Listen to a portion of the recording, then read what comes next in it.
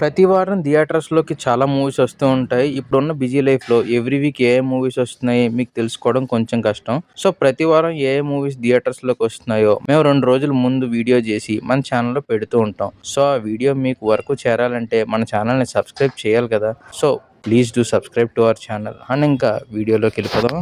ఈ వారం ఒకే ఒక్క నోటబుల్ థియేట్రికల్ రిలీజ్ ఉంది. సింగీతం శ్రీనివాసరావు గారి మూవీ 'సింగ్ గీతం'. ఈ మూవీ ఈ శుక్రవారం 12వ తారీఖు మన ముందుకు రాబోతోంది. ఇనీషియల్ గా ఈ సినిమాని 11th రిలీజ్ చేద్దాం అనుకున్నారు. కానీ పోస్ట్ పోన్ చేసుకుని 12th వస్తున్నారు.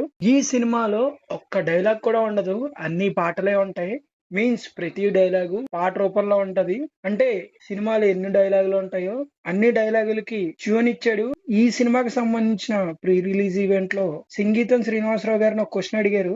ఈ సినిమాకి డిఎస్పీని మీరు ఎందుకు సెలెక్ట్ చేసుకున్నారంటే, డిఎస్పీ తప్ప ఈ సినిమాని ఎవరు చేయగలరు అని చెప్పి ఆయన ఒక స్టేట్మెంట్ ఇచ్చారు. అండ్ ఈ సినిమాని మొత్తం నాగశ్విన్ టీమే చేశారని చెప్పి ఆయన డైరెక్ట్ గా చెప్పారు. ఐడియా మాత్రమే నాది, కానీ ఎగ్జిక్యూషన్ పార్ట్ మొత్తం వాళ్ళదే అని చెప్పారు. కానీ మేకింగ్ వీడియోస్ ఇవన్నీ చూసుకుంటే ఆయన కూడా ఇన్వాల్వ్ అయ్యారు. త్రూ జూమ్ కాల్ గానీ కొన్నిసార్లు సెట్స్ కి వెళ్ళారు. ఏదైనా సరే 94 ఏళ్ల వయసులో ఆ ఏజ్ లో కూడా సినిమా తీశారంటే గ్రేట్.